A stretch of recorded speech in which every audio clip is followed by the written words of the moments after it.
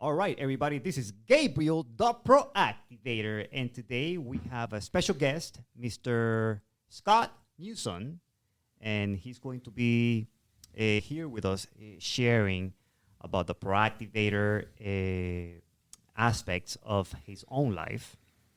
And Scott, why don't you just tell us a little bit about yourself? Yeah, thanks, Gabe. I'm super happy to be here, super blessed to have the opportunity. I've never done a podcast before, so a little nervous, but I think that this is a wonderful blessing and a gift to be able to just share my vulnerabilities, share some weaknesses, share some strengths, maybe some things I've learned, some things that the Lord has done in my life, and maybe it can be a blessing to somebody else. I've listened to your podcast a little bit, and I've been super blessed by your podcast and some of the people you've interviewed. It's been impactful for me. I love the pillars. I love those concepts. I think those have been important for my life, even before I heard them defined like you define them. And I really appreciate what you do and just hearing your story too and how you step out and you're creating this. It's very inspiring. So I really feel honored to be sitting in this seat. I've never had a microphone in my face like this before, so I'm humbled and I'm really grateful. So a little bit about me. I'm originally from Canada. I moved down here about 25 years ago. I'm 46 right now. Moved down about 25 years ago. Grew up in Canada. I was a junior golfer, a competitive golfer. My dreams were to be a professional golfer at some point, and working really hard my whole childhood, maybe 8 hours a day, practicing golf, playing in competitions, getting instruction, coaching, and my dream was to go to the States one day and play on a college golf team and become a professional golfer. That's what I dreamed night and day about. Actually, there was a point in time before that where I dreamed night and day about being a pilot, a fighter pilot. And then I found golf when I was about 13, and that shifted, and all of a sudden, something that was a little more realistic and applicable, and I could actually do. My parents joined a golf club, and I fell in love with golf, and I was a bit of a loner, a bit of very introverted, and so I liked the fact that I could go do something on my own. It was like an individual sport, but there's a social aspect as well. I had some friends and stuff. Yeah, so I just worked very hard, a teenager, on my game, and I attended various tournaments in the United States, and I never was really good, to be honest. Compared to that group of kids I was playing with, I was maybe like lower quartile, but I had a wonderful time, and the Lord blessed me. I got to go. There was a couple events where I was like the best guy of the day, like low round and like the city event or something like that, shooting like even par on a tough day on one of the hardest courses in a tournament. Some of my fond memories. But I was able to get on a golf team actually in Florida, in Boca Raton, Florida Atlantic University. I was able to get on a golf team, and I snuck in the back door, barely made it. The coach hated my guts, told me not to come, said, "You're not good enough. Don't even." But they were going to offer me a full ride academic, and so and there was another school that was actually offering me a little bit of money, but their tuition was like $25,000 a year, PBA in West Palm Beach. And the coach loved me. The golf coach was like, "Come play for us. You're amazing. You're going to lead Bible studies for us," because it was like a Christian college a little bit. And so here it's like at the end of the day, I just couldn't afford to go to the golf team that wanted me. So I'm going to see if I can somehow work my way onto the team that hates me. And so the first 2 weeks of school, I was calling the coach. He's not returning any of my calls. First 2 or 3 weeks, just nothing, not returning any calls. Finally, I saw a posting for a men's golf team meeting, and I showed up the men's golf team meeting in the gymnasium one day, and he saw me walking up, and the guys were there, and he asked me my name and, "Why are you here?" And I said, "I'd like to try out for the team." He said, "This is for current team members only. I'm sorry, you can't be part of this meeting." I said, "Oh, okay. Can I try out? I'll have somebody reach out to you. We might do that. We might not. I'll let you know." Okay. So I was calling for a couple more weeks, and finally, by God's grace, the assistant coach called me and said, "All right, Newson, Friday, 5 guys, 1 spot, show up, Boca del Rio golf course. We'll see you there." I was like, yes, finally, I got my spot. I got my chance. This is my dream, right? I just rolled all the dice. I got free school. I thought, worst case scenario, I don't make the golf team. I'll just work on my game a ton. Maybe in the next year, I can find another school and go play somewhere, right? Or just something. just not be in the frigid cold in the winter in Canada. And showed up on Friday. It was raining. The coach that seemed like he hated me. I found out later that it was really just his personality. He didn't hate me. It wasn't about me. He's just, that's the way he is. He's crusty. And he pulls up in the golf cart. He's like, all right, Newson, you're sitting next to me. And I'm like, oh my gosh, no. And I was shaking like a leaf. My knees were shaking. My hands were shaking. I was just terrified. And it was raining. And I was just like, and I saw the other 4 guys on the driving range. I'm like, damn, those guys look good. And I was just like, man, I'm like, I was a Christian back then, so I was praying like crazy. I'm like, Lord, please help this to work out.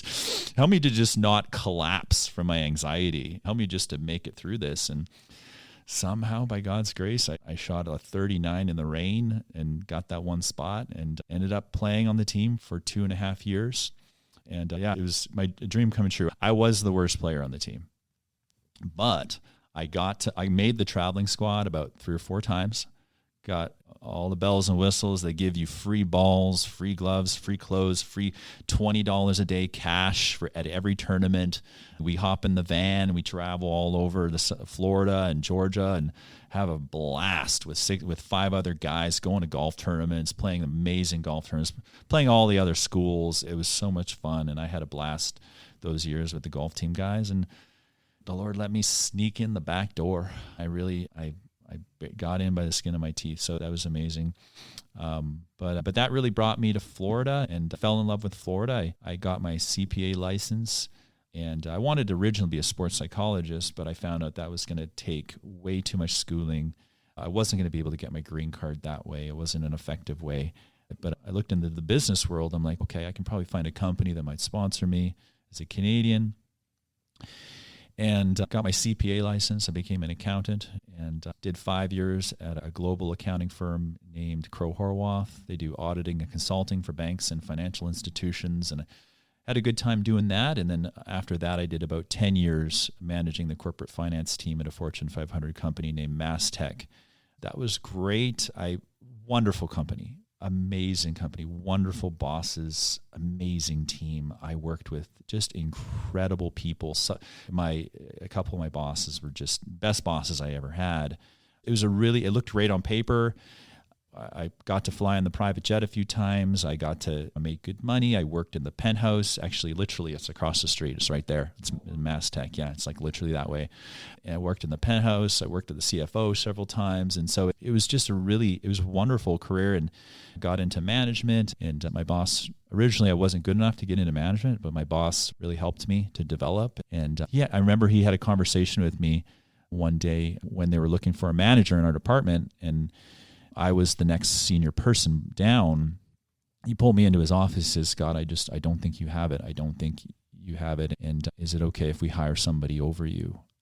Is it okay if we promote one of our your colleagues, and they're your boss? Is that okay? And I had this like crossroads moment where it was like, okay, I could try to be a big tough guy, swing my ego hammer a little bit and be like fake disgust and, oh, I'm better than that. Or I thought about that verse, humble yourselves before the Lord and he will lift you up in due time. Humble yourself. It's also written, if you go to a party or a place of privilege, always choose the humblest seat, the seat of least privilege, and wait until the host of the party calls you up to the seat of privilege. And just that principle. And by God's grace, I chose the humble road at that time. I said to my ego inside, shut up.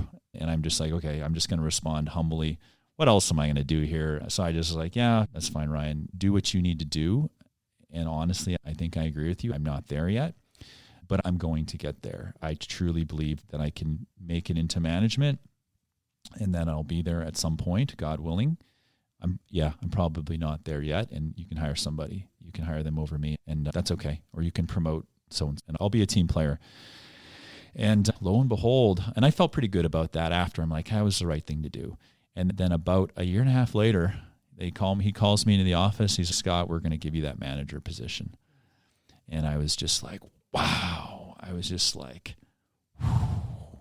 It was just like, oh my gosh, thank you, God. That was such a beautiful thing, because I was just like, I'm going to humble myself. I'm just going to do amazing work. I'm going to shut my mouth and I'm going to do my job and I'm going to say yes to everything.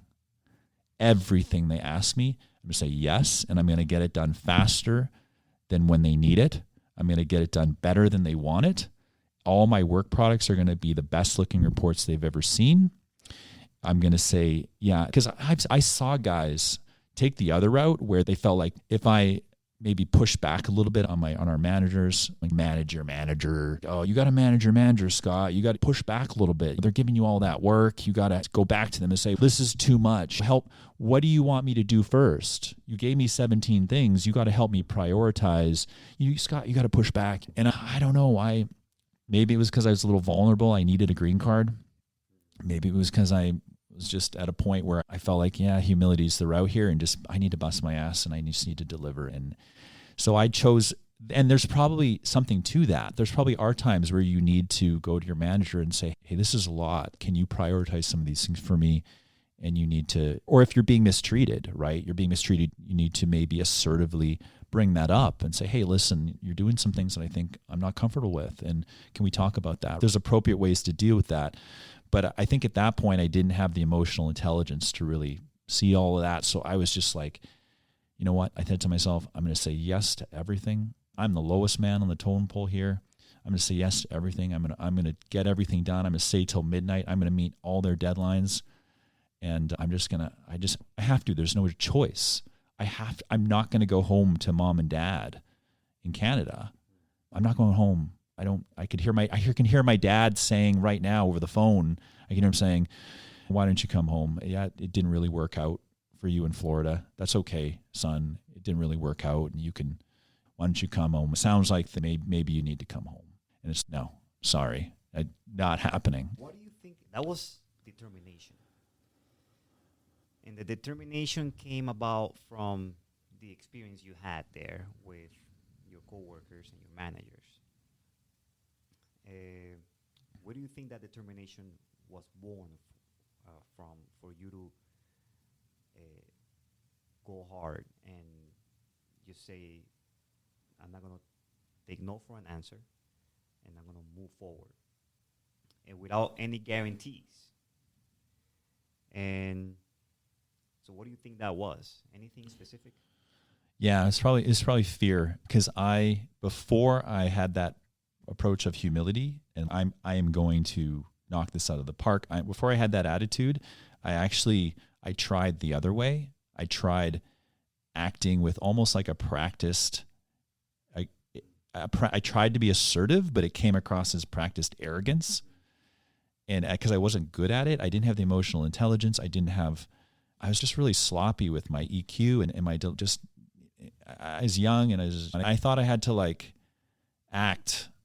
I don't know. It's like I thought I had to push back or assert myself, and that's how to be a man. And I think I rubbed people the wrong way. And some of my managers, like my manager, he felt like I was constantly to him, it came across as being abrasive, to not being compliant, not being a team player, always pushing back. And to me, I viewed it as, well, I'm managing my manager. I'm asserting myself. I'm not going to let him just dump a ton of work on me and walk all over me.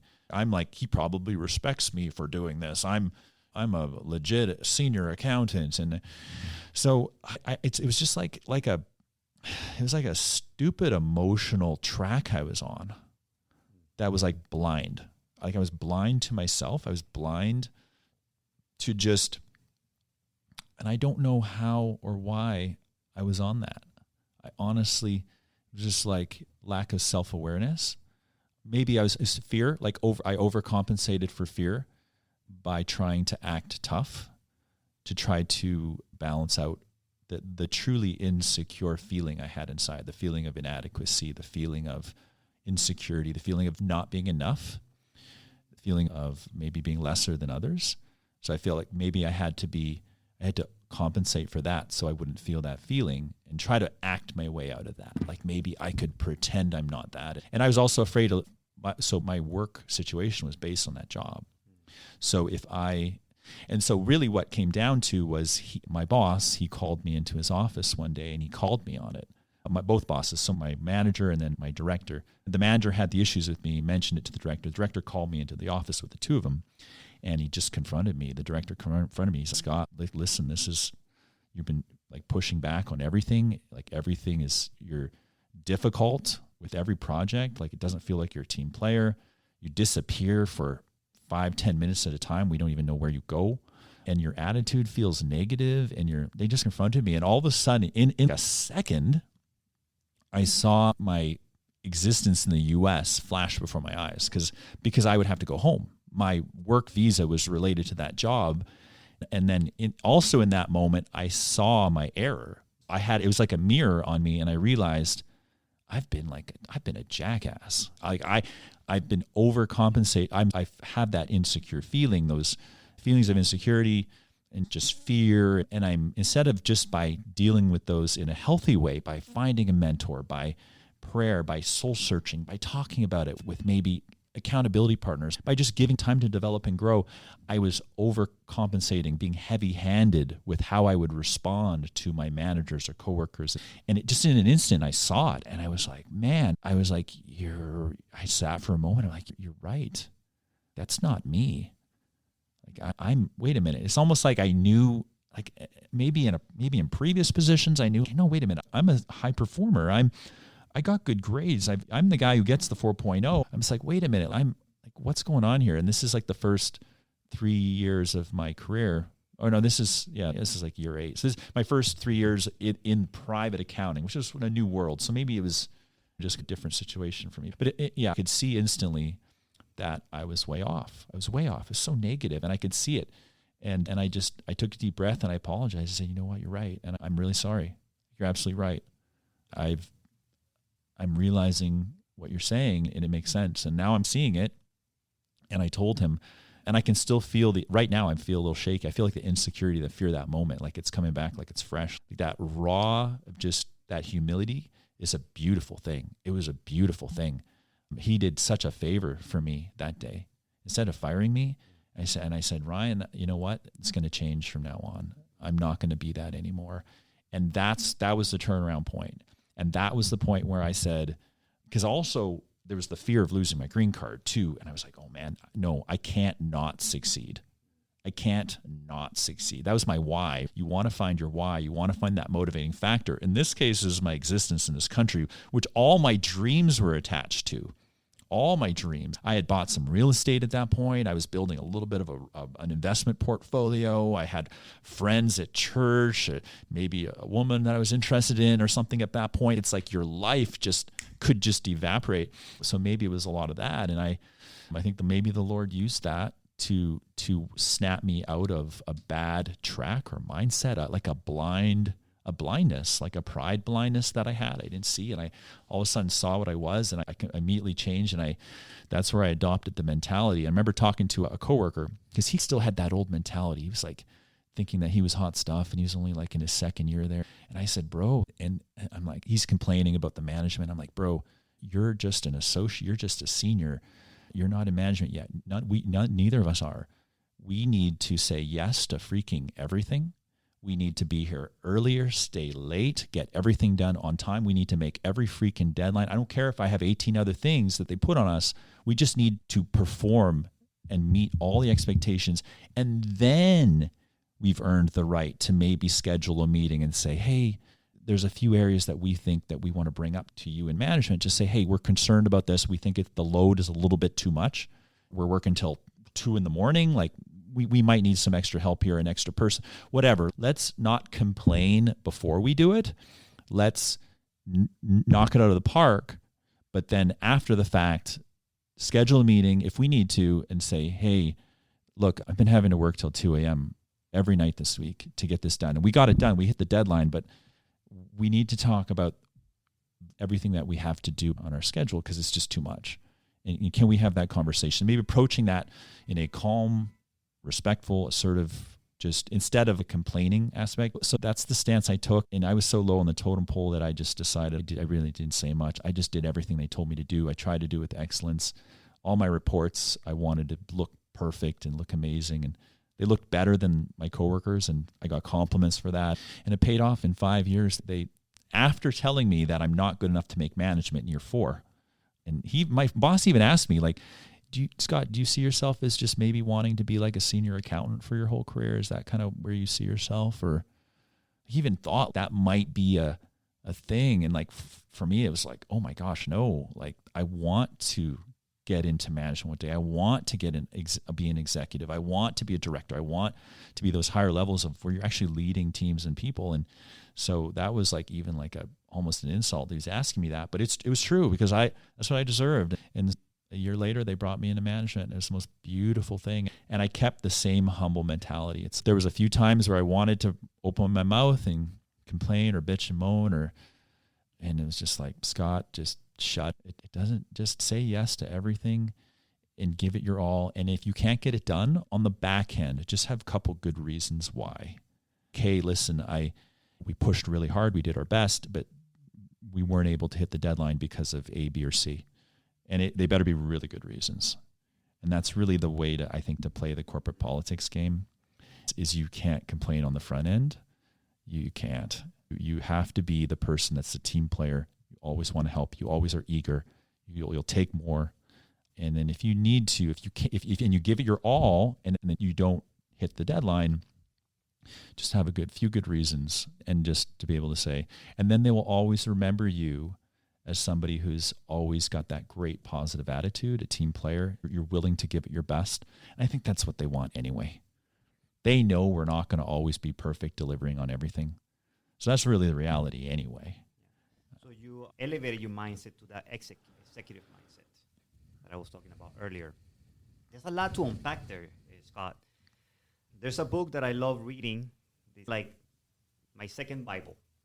It's The 7 Habits of Highly Effective People. I love that book. Dr. Yeah. Stephen Covey. Yeah. He talks about responsibility, which is the ability to respond. You responded pretty well with that. He talks about the inside-out approach rather than the outside-in approach. It seemed like you were trying to work in your job from an outside-in approach. Yeah. But then once you shifted, you started working on yourself and as a inside-out approach. You want? Yeah. You want or no? All right. And so the inside-out approach is when you work on yourself. Do you want me to turn it on? Sure. Inside-out approach is what you did to yourself. You started working on yourself rather than working on other people and try to change the culture of the situation and the amount of work that you were getting. No, you started working on yourself, and because you saw that the consequences, you saw the consequences right in front of you, so that triggered you to start to elevate your mindset, and that's amazing. Scott, let's go ahead and talk about the 6 pillars, and let's go ahead and start with the pillar 1, which is faith. Now, from a scale to 1 to 10, Scott, 1 being Jesus who, to a 10 that there's nothing else you can think of for you to give your life to give your life or anything that you can do to serve the Lord or be close to Him. Where do you think that you fall on that category right now? Probably about a 5. It's funny because I feel like that scale is always moving. So where I'm at now maybe would have been a 10 from my perspective 10 years ago. And where I'm at maybe in 10 years from now might be like a 1. Hopefully I'm progressing. And 10. 10 years from now, where I'm at now, I'm at a 5. I feel like I'm at a 5 right now, which probably hopefully will look like a 1 in 10 years from now, hopefully as I'm progressing. So I feel like it's a moving scale. Like my 5 now, hopefully will be a 5 later will be much better than a 5 now. I don't know. That's just, I guess that's an emotional response, but yeah, I think about a 5. What do you think makes you a 5 though? So you rate yourself that. Why do you think that you're a 5? What are the things that you do in your life that get you closer to the Lord, that you qualify yourself to say, I'm a 5? Yeah, so I would say probably daily spiritual disciplines are probably the biggest thing. Working on my spirituality on a daily basis, working on my connection to the Lord as a Christian, as a believer in Jesus Christ, as an evangelical Christian, I believe, and I think the Bible teaches, and to spend time, to sit with, to ponder, to focus on the Lord, to focus on Him as He lives in us, as He's around us, as He's involved in our lives, and just to have a perspective, a heavenly perspective on Him and His values and all that He is, and His love for us, His everything that He did on the cross, and forgiveness to buy us eternal life, buy us forgiveness, buy us a beautiful relationship into His love. And so to just basically, just a daily devotional every day, I think is the most important thing. And also maybe equally important is weekly meeting with the gathered church, the body of Christ. I do that on Sundays, Sunday mornings. I've always gone to church on Sundays. By God's grace, I was raised in a Christian family. We always went to church on Sunday mornings. It's something my parents planted in me at an early age. I came to Christ when I was probably 15 years old at a cowboy horse camp in Canada, like a ranch camp. And over the years, I've been able to increase spiritual disciplines, and it involves daily devotional. And yeah. Can you talk to me about that moment when you received Christ? Walk us through it. Yeah, I don't know that it was a moment, to be honest. It was probably more of a process, many moments over a long period of time. I probably asked Jesus into my heart, or said to the Lord, I believe, I'm a believer in 100 different ways, 100 different times, probably just as fire insurance, just to make sure, especially after every time I sinned, every time I did something wrong, I'm like, oh my gosh, forgive me. Right? That was a very, very just immature faith. I didn't understand the word and the fact that it's unconditional forgiveness. And it's even if you make mistakes again, it's all your sins are forgiven, future, past, present, future, and didn't understand that. So I was constantly asking the Lord to forgive me and just almost become a Christian again, which that was really faulty belief. But I'd say when I was 15, it was more formal. I was at a Christian horse camp. They had kind of a church service at night where they had a little bit of worship, some playing the guitar, and then somebody teaching from the Bible, and someone giving like an invitation, an altar call invitation of all the teenagers here who would like to give their life to Jesus, who would like to become a Christian, admit their sins and their need for forgiveness, and like to turn from their sins and live a life of repentance and devotion and faith to Him. And so I put my hand up. I remember that moment. I guess I call that the moment, but so I think it was a process.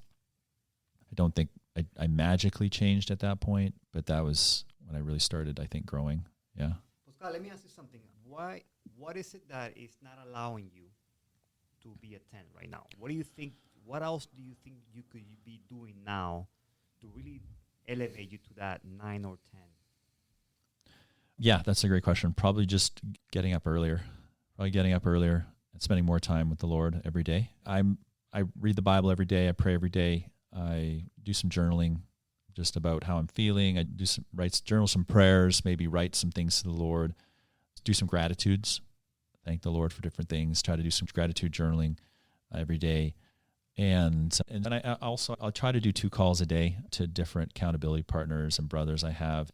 And so I developed some pretty good spiritual disciplines there, I think, and a little bit of Bible reading every day. I have a rule that if I have no time, then as long as I open the Bible and I read one sentence, and then I journal one sentence in my journal, starting with the words I feel, and then I spend 1 minute just meditating on Jesus or the Lord or something, a verse maybe, something, a component of Him, or imagining Him in the room with me, something that I can spiritually grasp, mentally grasp. Do that for 1 minute. That's 3 minutes. I can always do that. Yeah. So that's bare minimum. I do that every single day. I haven't missed that in 11 years. So there's no excuse. And then I like to text. I have an accountability partner that I text them the word all. And all means I did those things, including two phone calls. And then he does it with me. He texts the date and then all as well. And it's nice accountability. And how long so have you been doing that for? Maybe about 6 or 7 years. Yeah. It's very helpful. We got it in a men's sexual purity group in our church. And when I was in my 20s, I had a struggle with pornography and masturbation. And that was really a way to deal with my stress and anxiety when I was younger.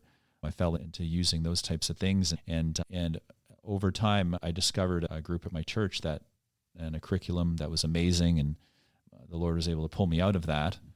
And but the spiritual disciplines that I gained from, it's funny, it's out of some of the worst, most painful and embarrassing things in my life, like a pornography and masturbation addiction, was birthed the most beautiful things in my life, the most beautiful relationships. So to this day, I actually host a men's group that is specifically for guys that deal with that.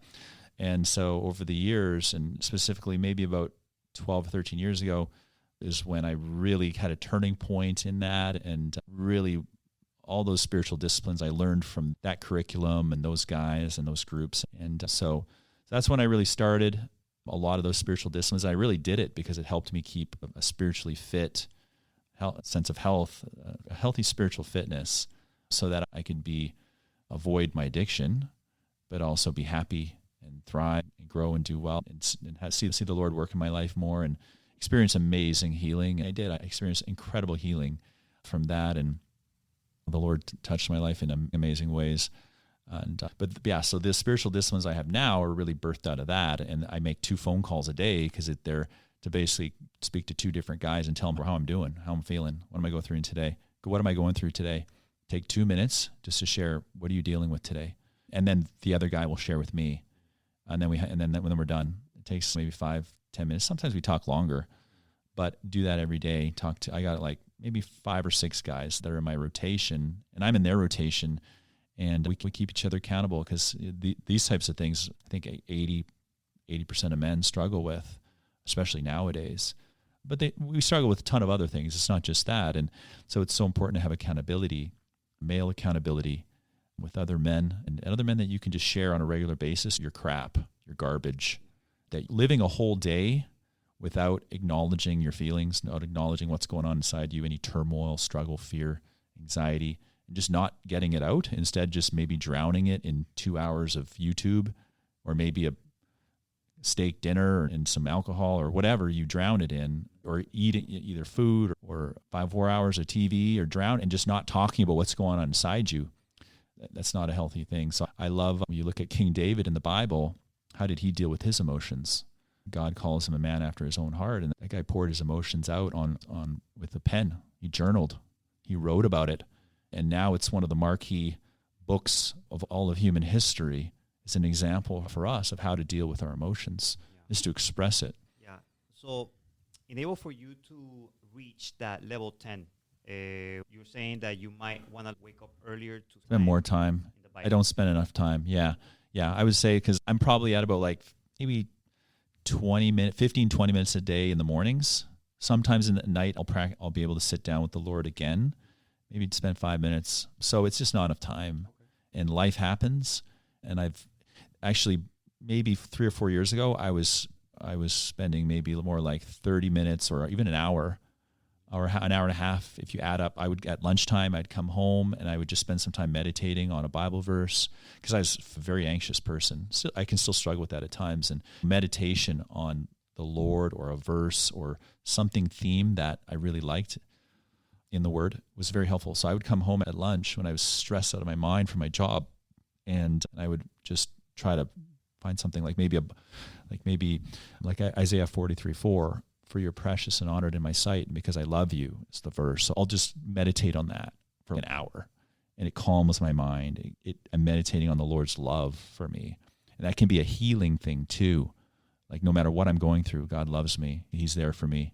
He's not this Santa that's going to hit me on the head, or not a Santa, but like a judging, angry being. He's always there to give me a big hug and help me with life. And I have to remind myself of that constantly. But just more time. To answer your question, sorry, I'm going rabbit holes, but yeah. So Scott, let's move on to a second pillar. Let's talk about fitness. One of the reasons why fitness is one of the pillars is because our bodies are a gift from the Lord, and we are called to be good stewards of our body. In my own life, being something that I put as a priority to make sure that I take care of the body that I've been entrusted with. So that's why it's one of the pillars. So from a scale to 1 to 10, 1, I don't really do much for my body. I don't work out. I don't eat well. To 10, I'm a workout junkie. I eat super healthy.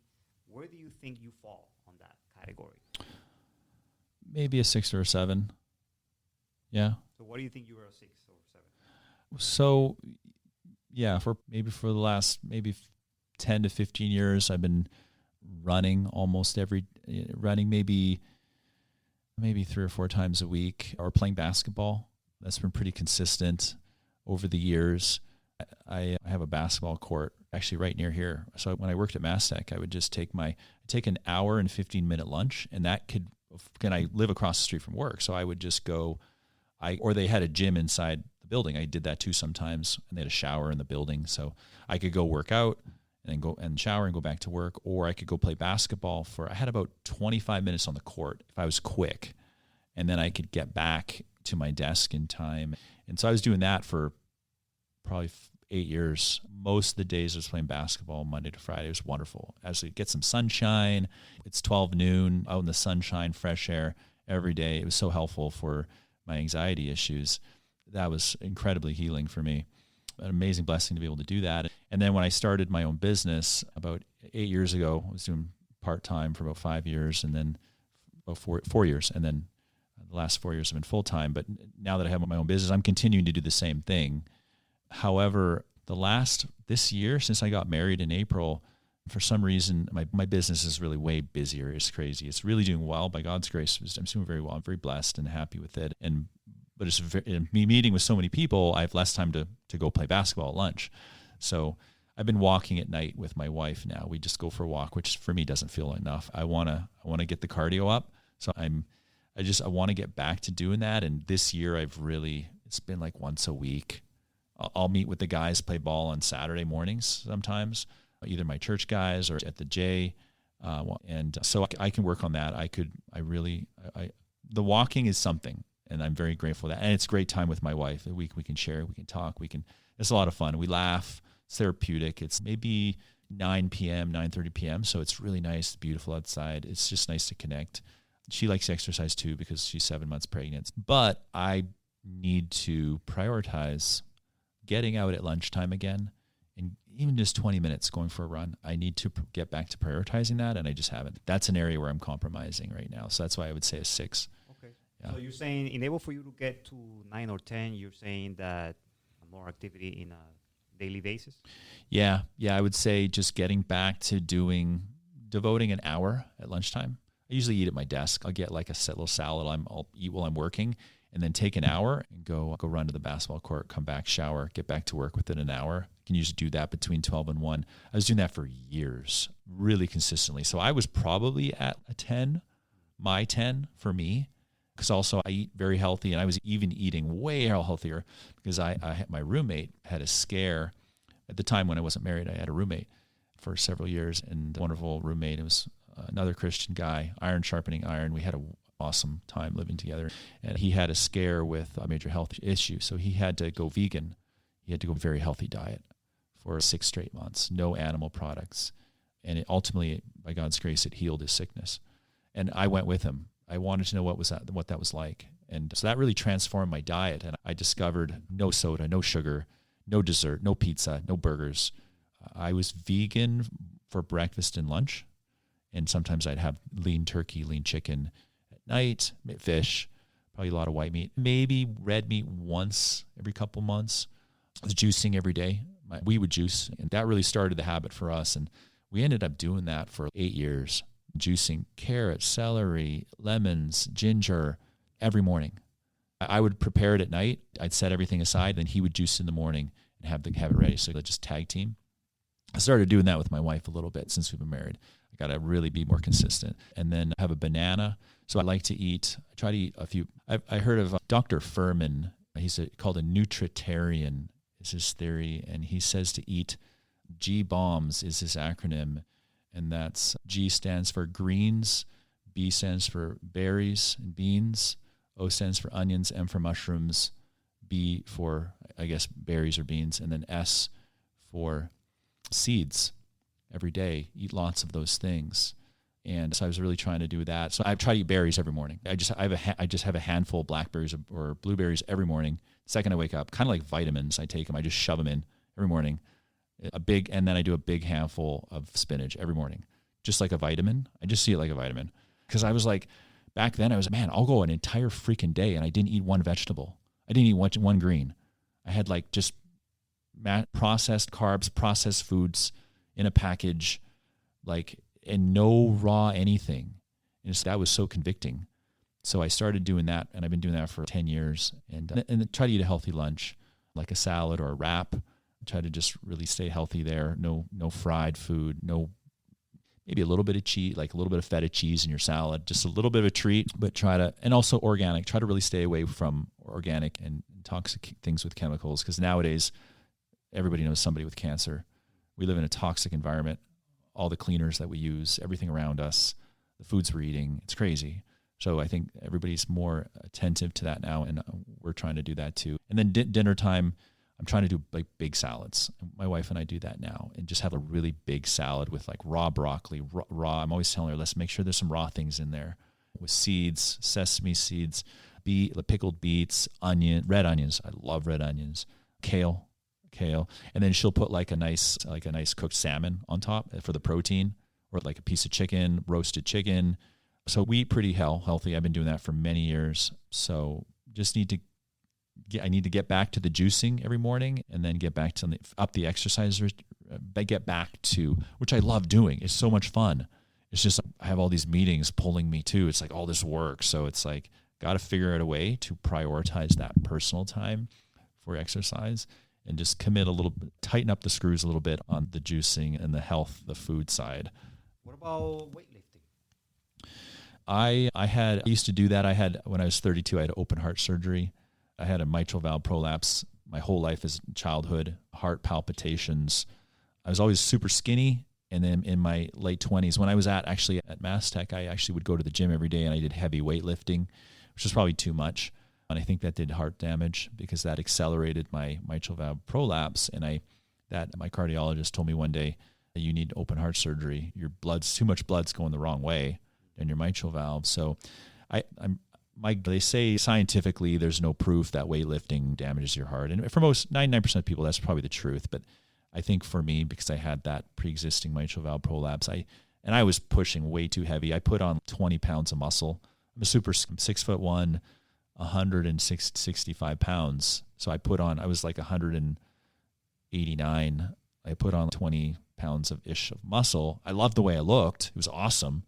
For the first time in my life, I felt, man, I'm not the skinny dude. I was still skinny, but it's like, okay, I'm not like the unhealthy skinny. Like every Latina mother in Miami wanted to like heal me and like stuff food in my mouth when they saw me. They just felt bad for me. So I pushed it hard on the weights, and right around that time, my heart the valve got worse. So I had open heart surgery. So since age 32, last 13 years, I'll do some light stuff because my doctor told me to. So when I go play basketball, I'll do some sit-ups, I'll do some push-ups, I'll do some dips, like where you have your arms behind your back and your feet on the basketball and you're dipping, just some basic stuff. And then I have exercise bands at home. So I'll do some bicep curls, I'll do some lateral pull-ups, I'll do some different things like that, some neck exercises. I do some stretching as well because I have back problems, maybe from playing basketball every day for the last 13 years. I'm not sure why. Or probably poor posture sitting at a desk. So I do some stretching and things like that for my back. But I can't, and I have no interest. I'm very happy with my body. I don't need to put on muscle. The only reason I'm saying is because as we age, we lose muscle mass. It's true. Putting on some muscle will be a good idea for somebody in their 40s already to kind of combat that. All right. So let's go ahead and jump into the family pillar. The family pillar is one that is obviously very special to us because it's our family, right? So our wives, our children.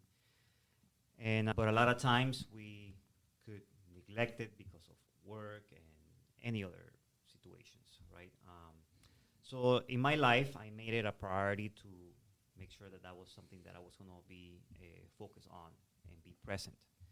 And that's why that's one of the pillars. So Scott, from a scale to 1 to 10, where do you fall as far as 1, I forgot my name, 10, they're always there for me. I'm always there for them, and it's like you're always present in your family's life.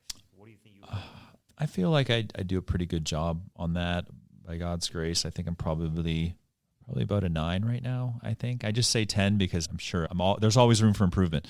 So I don't want to say, but I'm pretty happy with family life. When I was one of the things you do when you go into a 12-step recovery program for an addiction. So when I went into for my pornography addiction, I started going to a 12-step group in my 20s. One of the things you do is you go through the steps, and steps. It's basically the gospel. The steps are the gospel. Steps are a gospel transformation. Steps 1, 2, and 3 is basically saying I can't, and God can. I need the Lord to help me. I'm powerless. I'm a mess. Step 4 is where you do an inventory, all your relationships. You take an honest look and you put it on paper, a total inventory. Evaluate all your relationships, family, close friends. Who have I hurt? What have I done wrong? Where do I need to apologize? Who's hurt me? And then you share that in step 5 with a mature. They call it a sponsor. You share that with somebody. And that's where I discovered just I need to work on my family relationships. I need to forgive a parent for different things, anger for a parent, or like just maybe apologize to a sibling for raining on their parade and picking on them all the time, and just different things that I want. So I did a step 4 and step 5 in my 20s. That was like a clean house. It was like an amazing thing. It's like a clean break, right? It's true repentance, I think. Let me look at everything I've ever done and examine my ways and test them and return to the Lord. Like it says in the Bible, let me examine myself. Where have I sinned? Where do I need to repent? And so that was very helpful. And I feel like I repaired a lot of my family relationships. And I made a decision because I lived in Florida, my parents lived in Canada, I made a decision to call my parents every Sunday, just call them and ask them how they're doing separately. Call my dad, see how he's doing. Call my mom, see how she's doing. I've been doing that for 46. I've been doing that for 20 years now. And that's been a huge blessing for me. I heard somebody say, when I was in that recovery program, I heard somebody say, your relationships thrive based on what you put into them. And I heard that. I'm like, that's convicting, because I'm just sitting here waiting for my parents to call me, and they never call me, and just bitching and complaining. It's instead of pointing the finger, it's like, why don't you, Scott, why don't you call them? Why don't you proactively reach out and be a loving son to them, regardless of whatever they say, or if they criticize you, or they say, oh, why didn't you fix that thing yet, or why haven't you bought a house yet, or why haven't you, hey, you need to, right, whatever they say, because they're parents and they love you, why don't you call and ask them how they're doing? And so maybe that was a voice of the Lord, I don't know, but it just was, I felt, okay, I don't want to just, because I would go months without talking to them, and something's wrong there. I need to, of course, the Bible says to honor your father, your mother, and your days will be long in the land, and so I need to do something here. Okay, so I started calling them every Sunday. So the last 20 years, I do that. That's been wonderful. A lot of healing and just the resentments that you have with family members, a lot of releasing of anger. And now my parents are just like best friends. Every Sunday we have wonderful conversations. And I actually talk to my parents more than my brother does, who lives really close to them. It's funny, they said the other day that I know more about them and we connect more than my brother does. And then in terms of, so I'm really happy with that. And in terms, I was single until this year. I'm 46. I'm a late bloomer. I'm single forever. I haven't had any other family. That's it. Maybe that's why also I was calling. It's like I need to have some sort of connection to my family because I'm 6,000 miles away from them. But my family is really my church family too, because I believe in really being involved in the church and serving the church. It's an amazing, beautiful thing, a healthy church family where everybody knows you, everybody cares for you, care for them. And when you're not there, they're, I wonder where Scott was. It's a beautiful thing. It's a community where I can serve. I served in parking lot for 5 years. That was amazing. They're amazing mentors, amazing men. I've never seen so many awesome men that I want to be like than at my church or some of the churches I've been to. And it's, wow, they have amazing families, amazing kids. They're like not perfect, right? They have arguments, but just like I see them sacrificing, I see them killing it. I see them serving. I see them getting up at 4:30 a.m. to go to battle every day whether they're a policeman or an accountant, and then I see them leading Bible studies or just being guys, being vulnerable. I remember this one guy who was leading a Bible study. I really look up to him. He lays flooring. He's a floorer. He's a construction guy, and he's leading a Bible study. And I just watched this guy. He went from not knowing nothing about the Bible, and now he's like super, after many years, he's teaching the Bible. He's just really just gentle and nice, and he's just an incredible guy and really strong guy. And I remember him saying to all of us men, he paused and he's reading this teaching on this verse, and he goes, "Man, guys, I am a mess of a man. And thank God I have the Lord to help me on a daily basis. I need to stay close to him because I can flesh out so quick with fear, ego, anger, resentment, critical spirit, lust, pride." And just, I remember him saying that, and just, man, moments like that, like I heard him say, "I'm a mess of a man." I said, man, I can identify with that. I'm a mess, like oftentimes, and people don't see that inside. But yeah, so family-wise, that was my family, my church family. It was wonderful. So I really loved that. And now that I'm married, the Lord brought a wonderful, incredible woman, 1,000 times better than I could have ever imagined. Total Psalm, there's a verse, it's either Psalm 34:7 or Psalm 37:4. It's the Lord will give you the desires of your heart. If you delight yourself in him, he'll give you the desires of your heart. And I felt like that was always a promise to me. And boy, did he give me the desire of my heart. My wife is 1,000 times better than I could have ever imagined. And so we're still on drugs. We're in month 7, of being married. So we're still in marital bliss, and the drugs are still flowing through our head. Oxytocin, epinephrine, whatever those chemicals are, would just make you happy. I'm sure we're still in that mode, and honeymoon mode is amazing. We're having a wonderful time. And so things are a little easier now. And I know that will probably fade. We keep it going. We want to keep that fire going. We want to invest in each other. We just went to the marriage couples retreat. There were 300 other couples. It was amazing with our church and several churches. And we want to keep on doing that. We do marital counseling as well. We have a Christian counselor that we go to. We've been 3 times. We did premarital with her. And now we're just going to go for like a tune-up every maybe 3 months, every 6 months. Hey, where can we be better? Where can I be better? And so I need to do better at that. But I'll say a 9. Right now, the big conviction is being the priest of our home. We have a son coming in January, and being the priest of the home is important. And okay, Lord, how can I do that? What's something realistic? Okay, I'm not going to do 3-hour Bible studies every evening with my family. This is not going to happen. So what's realistic? Okay, I saw a missionary. I used to do missionary trips to Haiti. And the missionary, his name was Bruce, amazing, inspirational guy. I love this guy. And so what he would do at dinner time is he would open up the Bible, he would read one verse, close the Bible, he'd say grace, and then we'd eat. That's it.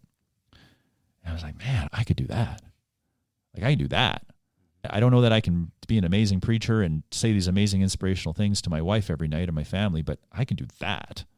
So that's what I started doing since we got married is, okay, I have the Bible on the dinner table. It's a perfect time because that's the one time we sit down to eat together is at dinner.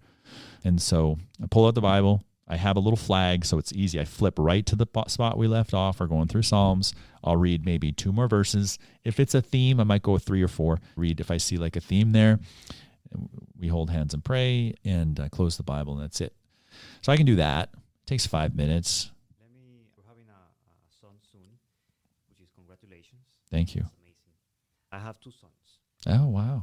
So one of the things that I've adopted in my own life, you see, I worked with different companies in the past, and companies are always having meetings. Where are we going? What's going on with this? How can we fix that? And I felt, you know what, man, we do meetings with companies. How come people don't talk about family meetings? Years ago, I implemented family meetings where Saturday mornings we wake up and we talk. No breakfast.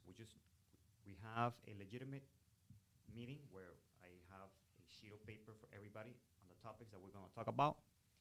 We talk about the first thing we talk about is our victories or celebrations of anything that happened throughout the week with any of our family members. Sometimes I pick up on certain things. Sometimes they need to things that I didn't see. So they get to share. Oh yeah, my mom school at a good time this week. My wife's a school teacher. They go to the same school with her. or anything. Or my oldest son got a new PR in his cross-country race. Do celebrations. Then we talk about things that we need to improve. Where can I improve? Where can I improve? I can improve in this area. I can wake up a little earlier so that I can spend some time with the Lord, or anything that they need to order for the kids. Maybe you guys need to make sure that the dishes get done or the garbage gets thrown out. So little things like that we get to talk and improve on. And that has worked out really well. And sometimes I do the meetings before I go play basketball. Sometimes the meetings are tough. Sometimes there's crying. Sometimes everything comes out in those meetings, man, So it's not always fun, but it's necessary. I encourage you to look into that. I love that. That's amazing. Yeah. That's fantastic. I love that. It's true. Yeah. We do that with everything else. Wait a minute. The family is a team too, and I love that. It's fantastic. Yeah. And we also talk about our budget. So the kids get to learn about managing our budget and how much are we spending here? How much do we have to spend in this area? Yeah. From an early age, they need to learn how to manage finances. Yeah. It's one thing that has allowed me to excel in my family life, which is the family meetings. That's very cool. I love that. You can adopt that. Yeah. If you want. It's fantastic. I do. Yeah. Love that. Nice. Now let's move on to finances. We're called to be good stewards with what God has entrusted us with. And when I talk about finances, most part, I've interviewed people that are very wealthy, which is amazing. But the truth is that the pillar of finances is how well you manage and how good of a steward you are with what God has entrusted you with. So it doesn't matter if you make $50,000 a year. You could be a 10 to manage God's wise way. So from a scale from 1 to 10, how do you see yourself managing and being a steward of what God has entrusted you with? Maybe a 5. Yeah. So why a 5?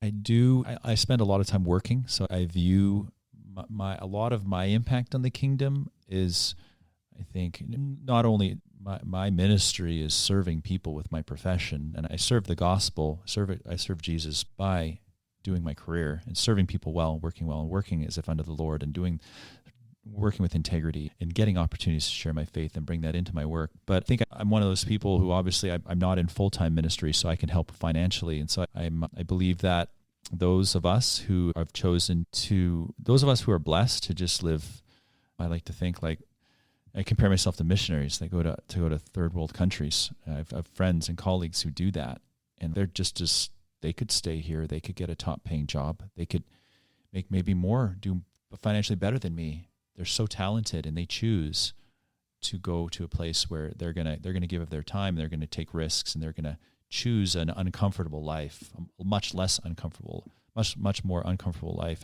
And it's like where I feel the Lord has called me to be is in this. I get to live fat and happy in a first world country and go eat sushi on Friday nights and take my wife to see a movie. We have everything we want at our fingertips, and it's convicting. And so I feel like those of us who the Lord has called to do well financially, we have a responsibility to give to those and support those who are the Lord has called to go and give of maybe their self and their service and their time, but they need the money to go do it.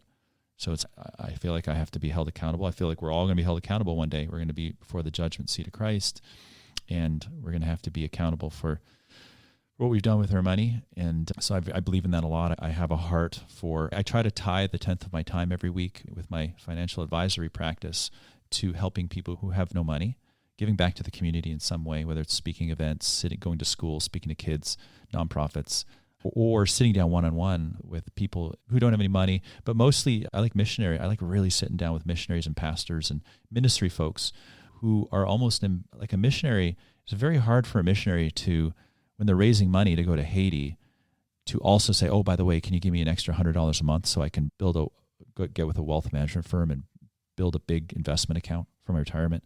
Very hard, almost impossible. And frankly, if they did, maybe 3 weeks into their mission, they don't eat food and they have to raid the Roth IRA just to eat. So that's a tough one. But wait a minute. So I get to save for retirement and they don't? Like, something's off there. That's not right.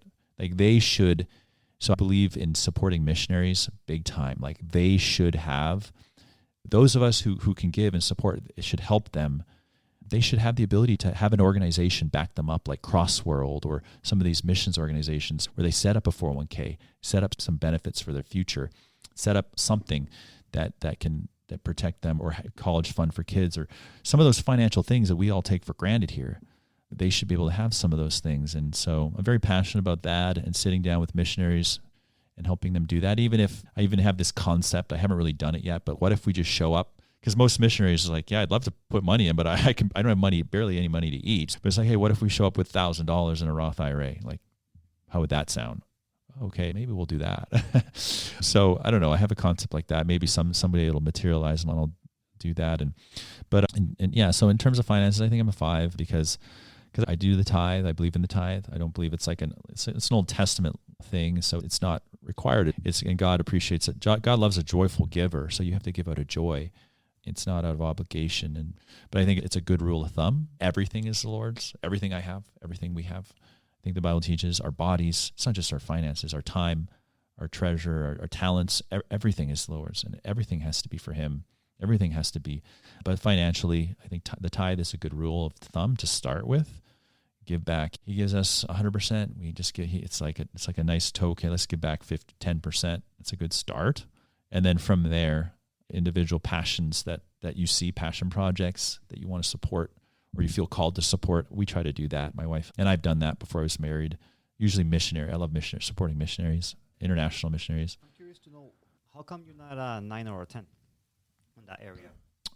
Because I probably spend money on my own personal pleasures, my own enjoyment, my own entertainment, without really budgeting that a lot and tracking it. I've gotten a little lazy on that maybe over the years. I know my spending. I can see my monthly spending as a total, but I slack a bit, and I'm probably like spending a little bit more on the Amazon orders and before I was married, I'd just splurge on some kind of luxury things. I go eat at like a Michelin star restaurant and spend $300 on a restaurant bill. And so I've done those kind of things, and it's tough. If Jesus is in the room and you're asking me that question, like, how am I with my finances? It's okay.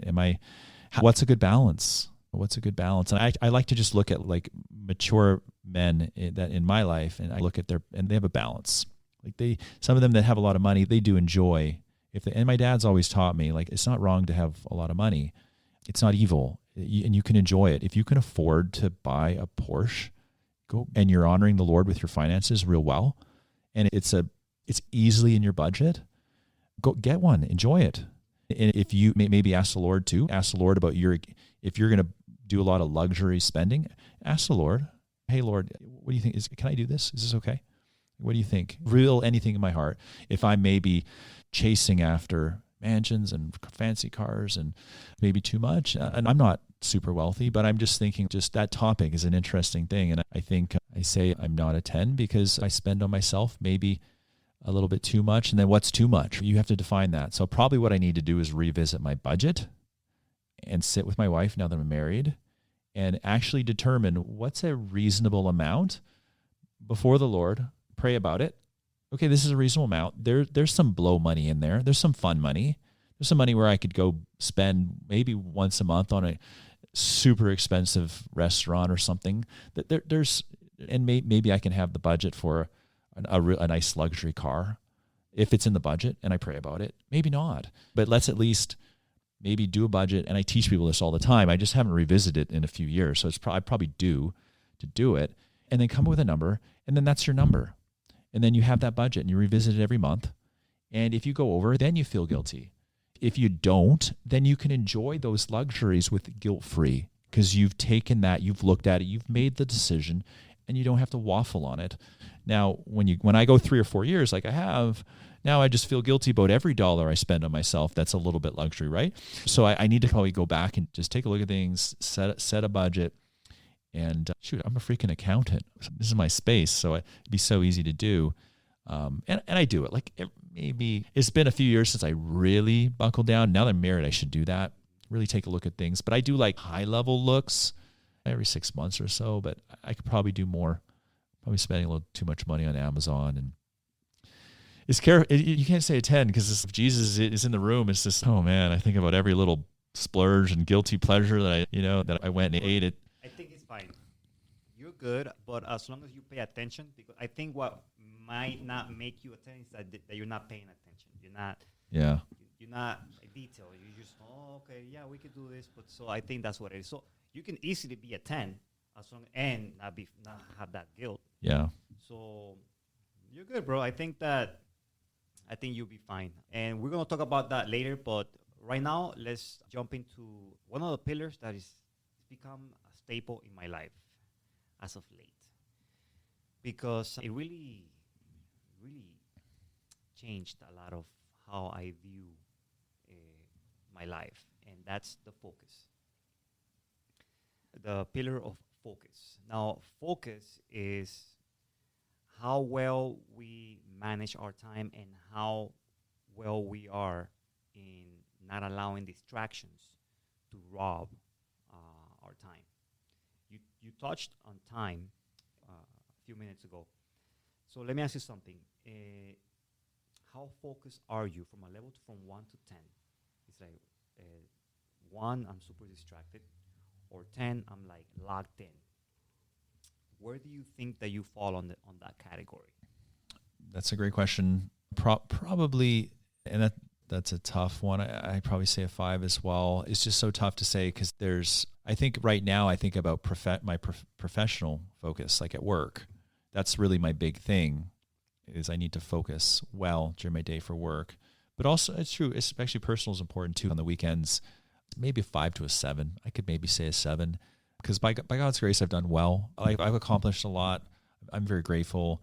I started a wealth management financial planning practice 8 years ago while I was working in corporate America managing an accounting team for a Fortune 500 company. That wasn't easy, and I put blood, sweat, and tears evenings and weekends. I had to pass the Series 26 and the Series 6 in the 30-day period, or they weren't going to give me a branch. And I had to do that while I was working 50 hours, 60 hours in corporate America. So I'm very grateful, and I feel like by God's grace, I've accomplished a lot, and I'm at a point now where I've been 4 years full time in my new business as an entrepreneur. That's been my dream, to control my time, be an entrepreneur, to have my own business, I've had pretty good focus. But for those of us who are really high achievers, and it's like sometimes I'm always dissatisfied. There's always a constant, there's a gratitude. I have to choose to really be gratitude. I do my gratitude journaling every morning. Try to write one thing I'm grateful for. I got to practice that gratitude muscle all the time, because otherwise I'm always like, man, why am I not growing faster? Like, why isn't my business bigger? Why isn't my business growing faster? How come those guys in Denver are doing way better than me? What am I doing wrong? I call my mentors sometimes. Gosh, what am I doing wrong? What is this? Why? I'm putting all this effort. I'm seeing very little growth these first 3 years. What am I doing wrong? But on the flip side of that, I've replaced my income. I have a thriving business. I have my own. I have an office in Fort Lauderdale, office in Miami. I'm training a team of about 12 individuals I'm training right now, really 3 or 4 that are really killing it, doing well, spending a lot of time training them. So like a lot of good things, great in this industry, you earn great passive income. That was really my dream, get to a passive income where work becomes optional. I love work. I'm going to work a ton. I'm going to work really hard, but I wanted to get to a point where if I ever had the anxiety problems again, I had migraine headaches, the heart surgery, if I ever had health issues, I had a point where all my bills are paid, whether I work or not. I wanted passive income. And so my business has been great, and I'm living the happiest 4 years of my life since I quit corporate America. I started my own business.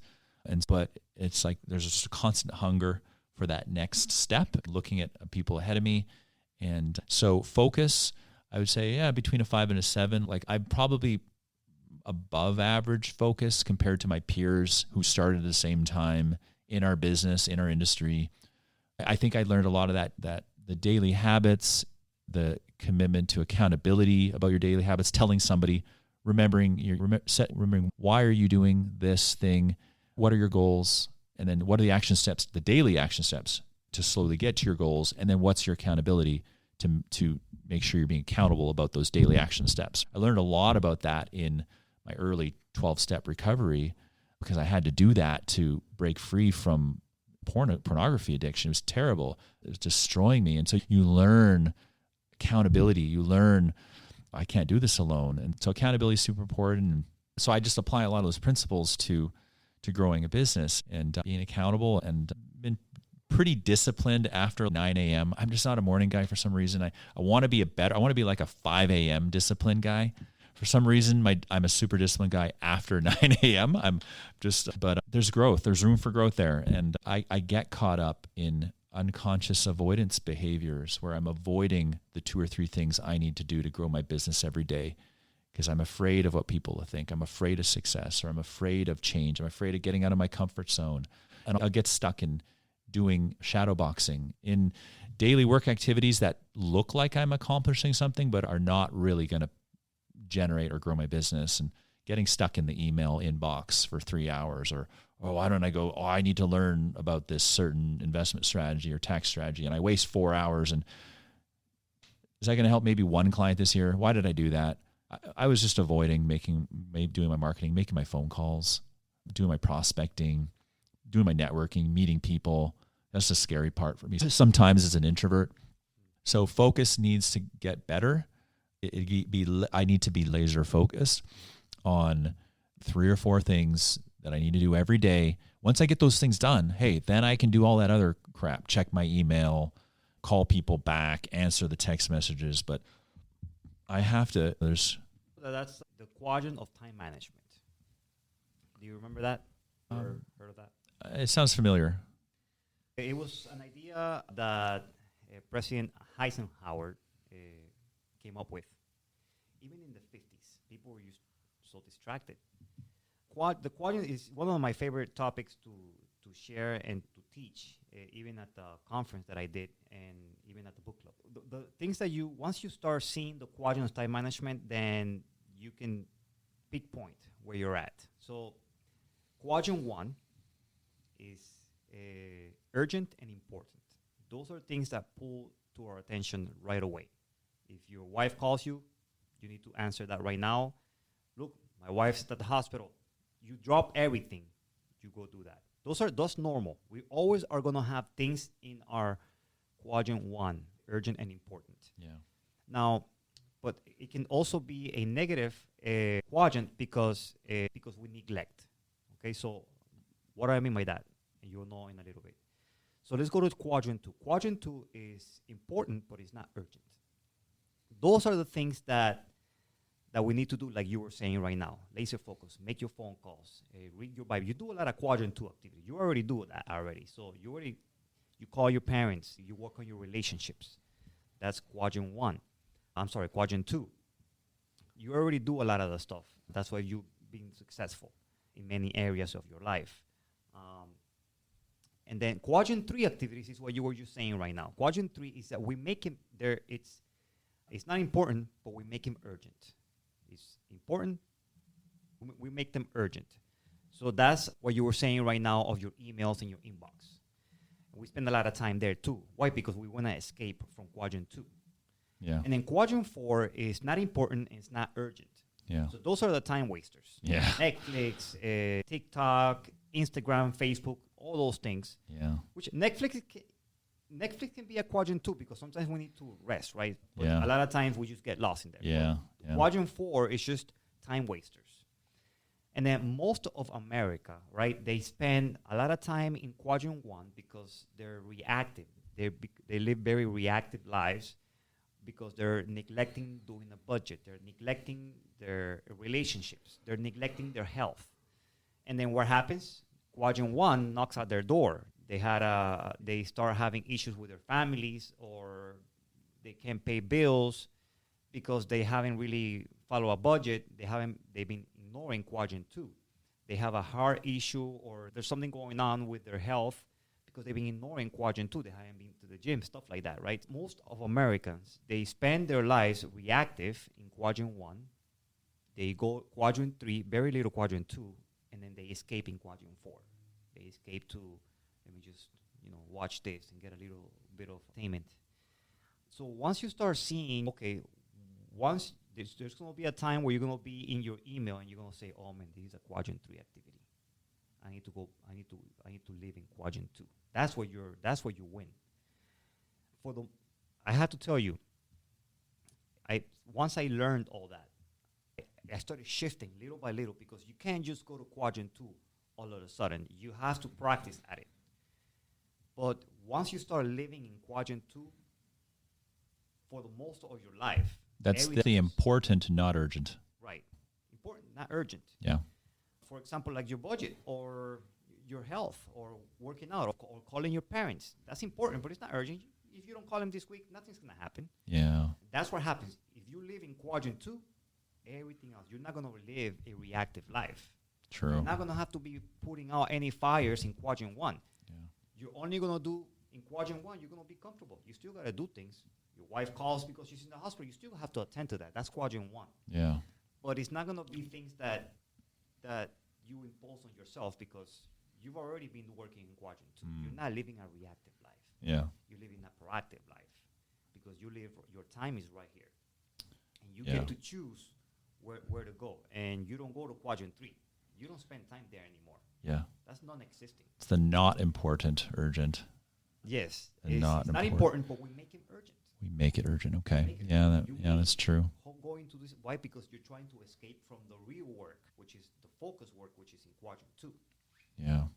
Once you focus on that, once you start realizing this is a quadrant 3 activity, and you start moving over. No, let me go ahead and do this. You create that habit, and that's it. Quadrant 3 is non-existent. Now, the stuff that were supposed to be done here, they're still going to get done, but they're going to be quadrant 2. And so that's the quadrant of time management. I love that. Yeah. I love that. That's focus. It's funny. I asked one of my mentors in our business. We were at a year-end event, and I said, "What are your plans for this year? What are you going to do to really take your business to the next level?" And she looked at me and she thought about it, and she said, "Focus." And I was like, "What do you mean? What do you mean focus? What steps are you going to do? What are you going to take?" She said, "Just focus." And she was total studette. She's amazing. She's just incredible. She makes a really good income, amazing business. And it's like focus. And I thought about it. That stuck with me for so long. What does she mean by that? And slowly over the last year or two since she said that to me, I've started to see that. Oh my gosh, it's all about focus. It's the quadrants. It's so true. Because there's 1,000 quadrant 3 and 4s items every day. And it feels emotionally nice to just live in those 2 quadrants. Yeah. It's like a cozy, warm jacuzzi to just sit. I'll be honest with you, brother. I live in quadrant 2. That's where I live. Now, does it mean that I don't do quadrant 3? I do. But it's not in my nature anymore. Yeah. Because I've been so aware of this. And that's why focus for me was one of those things that really changed, and it became one of the pillars. All right, let's end with this, fulfillment. And I think that you already touched in a lot of this. Fulfillment is the last pillar. Fulfillment is where we spend, where we give back. And I believe that you do that in your life, not just financially or with resources, but also with time, right? I hear that you give to ministries, that you tithe, and you also give your time. You serve at your church. But I still have to ask you, from a level from 1 to 10, 1 is I don't even do anything for anybody and just all about me, or 10, there's nothing else that I can think of that I could really give more of my time or my resources or even finances without cheating any other area of my life. So where do you fall on that? So fulfillment in terms of, that's not an emotion. You're saying in terms of you're living your life as a servant of others, giving to others. Yeah. Probably like a 7. Some days I can flesh out and have a struggle internally with a bad attitude and kind of struggle with almost like I'm an obstinate child inside a little bit, and I have to motivate myself and deal with that internal, like a light turmoil. Maybe I didn't sleep well that night, or maybe I, for whatever reason, just feel like crap or whatever. And so I become very self-focused. And so those days probably below 5. And I really have to make an effort and remind myself and resell myself, especially that's the Devo time in the morning. It's to resell myself. What is the meaning of my life? And I need to say it out loud. Jesus, you are the meaning of my life today. I feel like absolute garbage this morning. Please bear this day. Bear everything in this day that I feel overwhelmed by. Bear these meetings that I have that I feel like I'm not prepared for. Bear this news we got from the doctor about this that might be a problem. Bear, I got all this stuff to do on the weekend. I'm so behind. Bear that. Bear everything. Bear my own self. I feel like my pride is out of control. I sense that I feel like I'm better than everybody, and I can see it. God, there's a lot of ugliness in me today. I feel it. Please bear it all. Cleanse me. You're the meaning of my life. The meaning of my life is to serve you, love you, and by extension of that, serve and love others. And my purpose is to serve others, and I have to get out. I have to forget about me.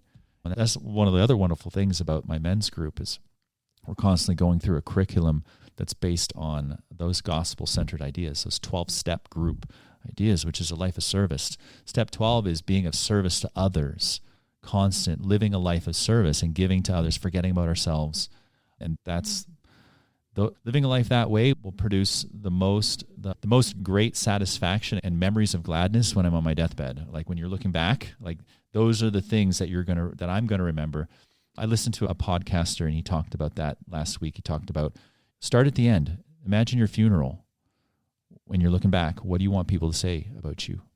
What's going to matter the most at the end? And I thought about that for the last few weeks, and it's only going to be, what did I do for others?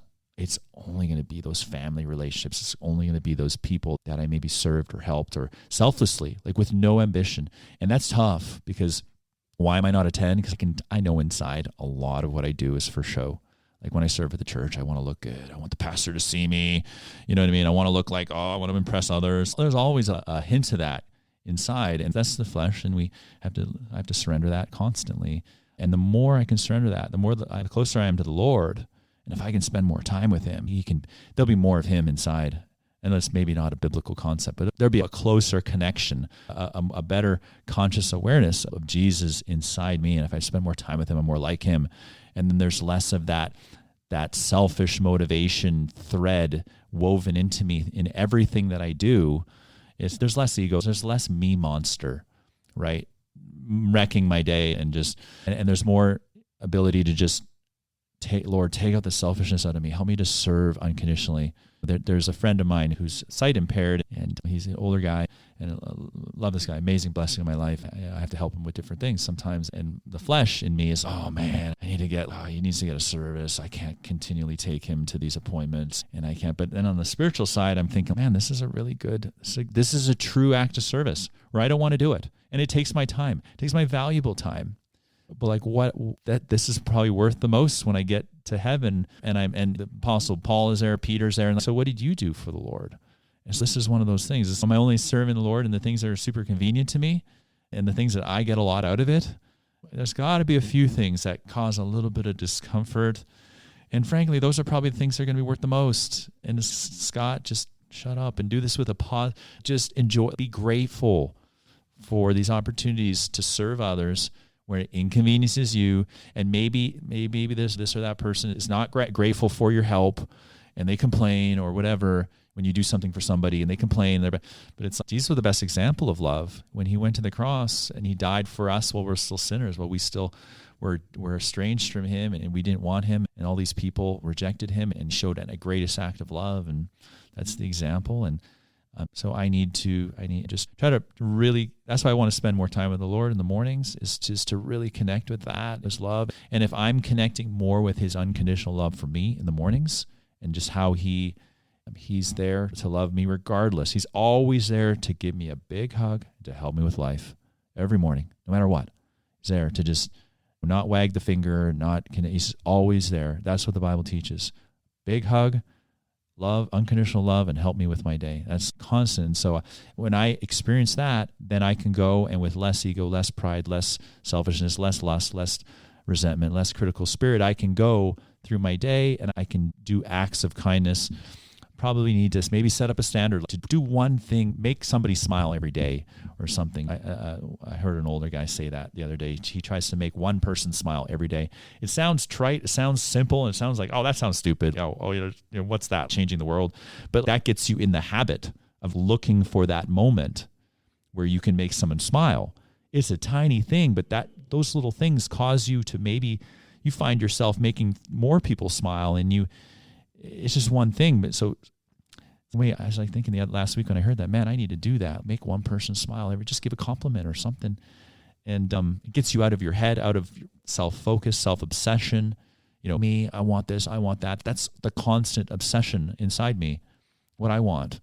And it's like the Lord is teaching us, let's turn that around, because that's the real gold in life, the real fulfilling stuff is where the Lord can use us to serve and bless others. And that's an example of what he did for us. Scott, let's end it with this. Because, brother, by the way, man, a great interview. Thank you so much for spending the time. There's so much good stuff that is going to come out of this. And there's a lot of, your story is amazing. And the way that you not just express the things that happen to you, but also in the good, also the negative things that you're not so great at. And a lot of times that's what stands out the most, because people resonate with that more.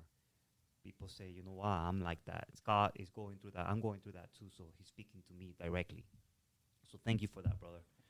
Now, I am going to challenge you with this. Normally, what I do in this podcast is a year from now, I sit down with you again. And I'm going to ask you to see where you are in each of those pillars. Because the goal for a proactivator is to eliminate negative habits, terminate bad habits, and cultivate habits that are going to edify you and those around them. Mm. What we do here at the ProActivators is at the ProActivator, what we do is we build state-of-the-art leaders by becoming ourselves and those leaders in those areas, and always having higher and higher standards. As I sit with you today, I can see that you have high standards in a lot of areas of your life. And when you talk to me about the group that you have with you, the men that you have, the people that you talk to, the fact that you call your parents for the past 20 plus years, the little things, brother, the little things that you've acquired since the story that you told me from your golf years, when you gave your life to the Lord, and how you had to work at striving to become the man that he wanted you to be. But that seed got planted in you at that time, and what makes you special is that you continue to water that seed. You didn't let it dwindle. A lot of people say yes, but then nothing happens in their lives. The Lord really spoke to you, and really you received them. That's why I ask you, what's that moment? The moment that you internalize, okay, God lives in me. Obviously, your flesh still needs to be tamed, as always, right? But I see that over the years, Scott, you've had a pretty steady habit of taming your flesh more and more over the years. And I can see that now still, that you're still battling with those things, the way that you express yourself when you say that, oh, I'm still this guy, and I'm still, but you're still there, you're still battling, and you won some victories, when you were able to, by the grace of God, to use your quote, overcome those pornography, and you overcame that with God's grace, and now you're helping others. So yeah, brother, I appreciate you sitting with me. You're definitely one of those proactivators that we look for, because you have a lot to give. Your story, the downs, the ups, everything in between matters. People need to hear how other people struggle, how other people succeed, because there's always something that's going to speak to somebody differently than other person. And in a way, man, you spoke to me in a lot of ways today in your story. A lot of things that you said, the things that you went through. You know, I saw myself in some of those stories that you spoke about. And for that, I'm very thankful, brother. So thank you for being at the ProActivators podcast. Yeah, thank you. It's been a blessing. Thank you so much. Appreciate it. All right. Guys, this is all for today. This is Mr. Scott Newson, and we'll see you next time.